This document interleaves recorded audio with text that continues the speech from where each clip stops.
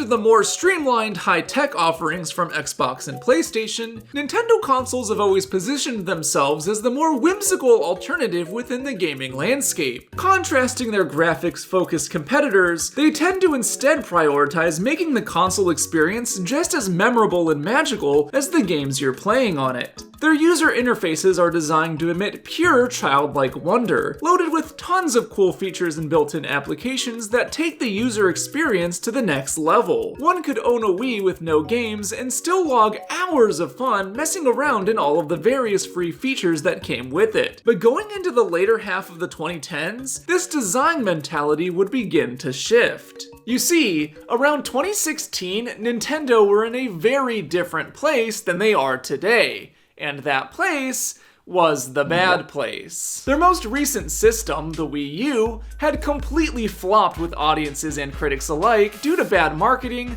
a lack of third-party game support, and overall just having no Riz. Is Riz still in? Can I still say that? Many gamers thought that they may soon drop out of the console market altogether, leaving the scene solely in the hands of the big dogs over at Sony and Microsoft. It was clear that something needed to change, so when it came time to reveal their newest device, the Nintendo Switch, there was a clear 180 in how they marketed their products. Gone were the whiny children, begging their parents for dumb baby games. Now their ads follow young adults and college students as they play real, mature titles.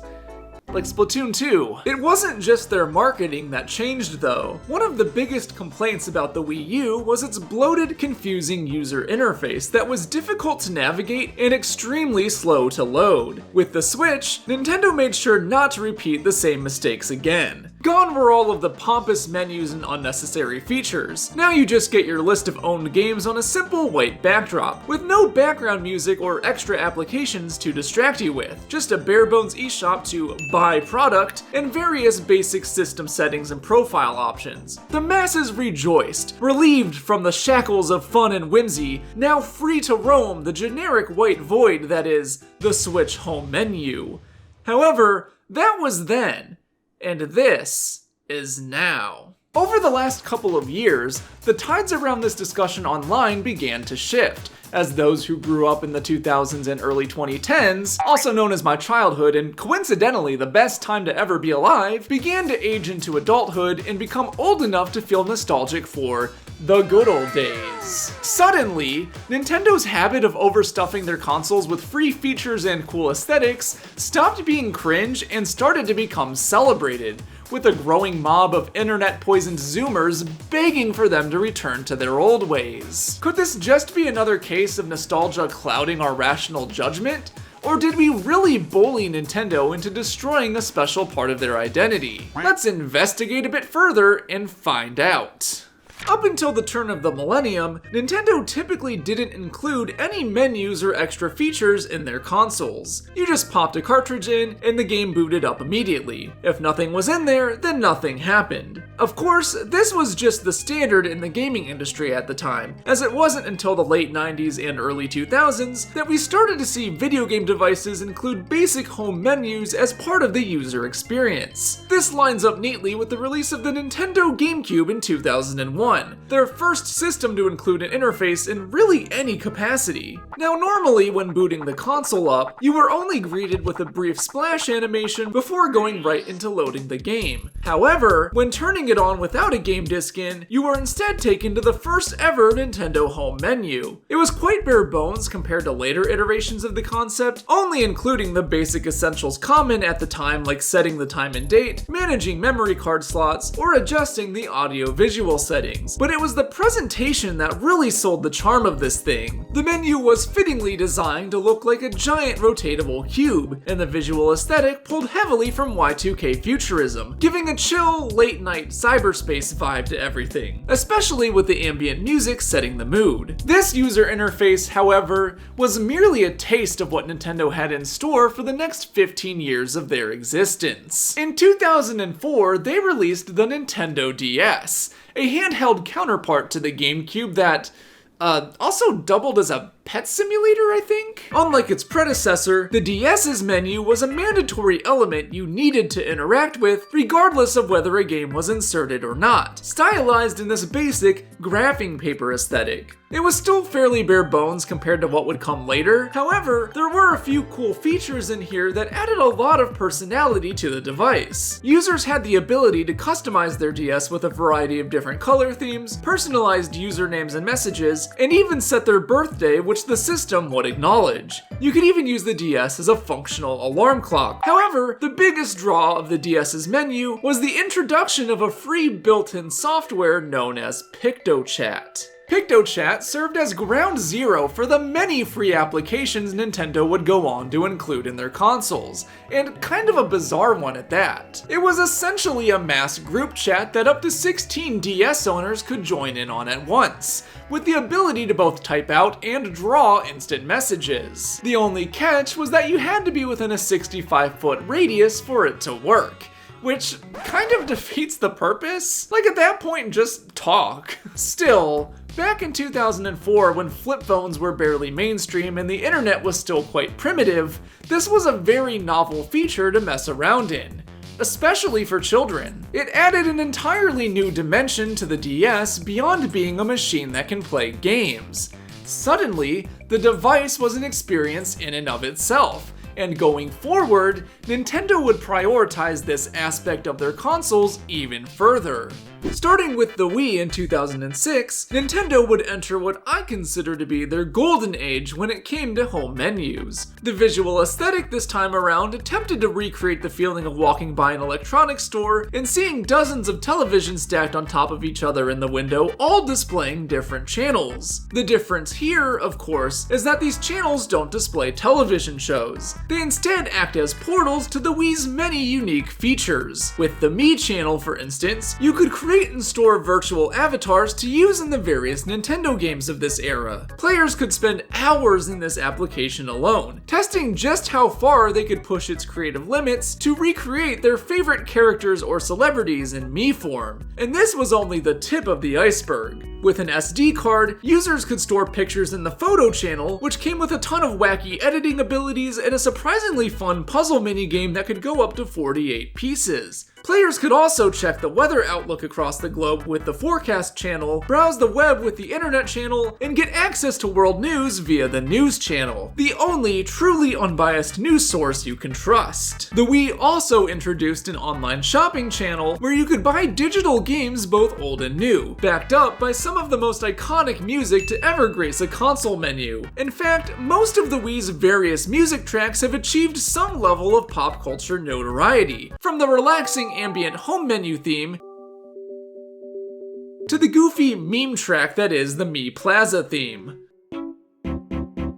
Back to the eShop, this storefront also provided players with the ability to download even more free channels that came with later models of the Wii, like the Check Me Out channel where you could submit your Miis to be viewed by other players around the world, or the Everybody Votes channel, where you could partake in various online opinion polls each week. You could even download all of the main streaming services at the time, like Netflix, Hulu, YouTube, and surprisingly even Crunchyroll for all of the Cory in the House fans in the chat. Beyond the various channels, there was also a cool feature known as the Wii Message Board, where you could send and receive virtual letters to other Wii owners, as well as receive messages from Nintendo. By viewing this, you could also see your daily activity log presented to you in the same format. There was simply no shortage of things to do on the Wii, even if you didn't own many games. And it was all wrapped up in this very relaxing and aesthetically pleasing interface. It's safe to say that nostalgia around the Wii as a console is just as strong, if not stronger, than the nostalgia for the games on it,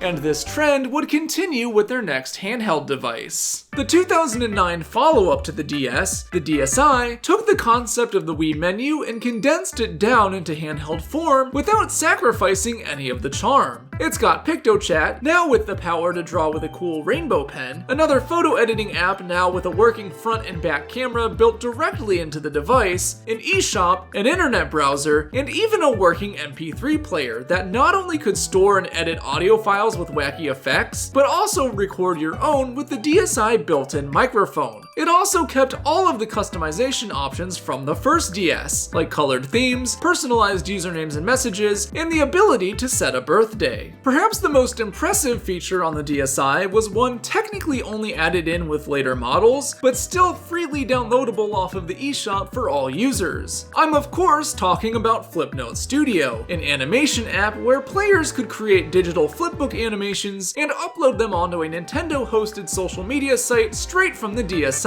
where they could also watch creations from other users all around the world. I already made an entire video delving into this application, so I won't spend too much time here, but I think that many DSi owners can relate to using their system to watch Flipnotes of Family Guy scenes more than playing actual games. The DSi successfully brought the magic of the Wii's interface into the world of handheld gaming, with similar aesthetics, music, and features that encouraged players to slow down and smell the roses before jumping into a game. Believe it or not, however, this wasn't even the peak.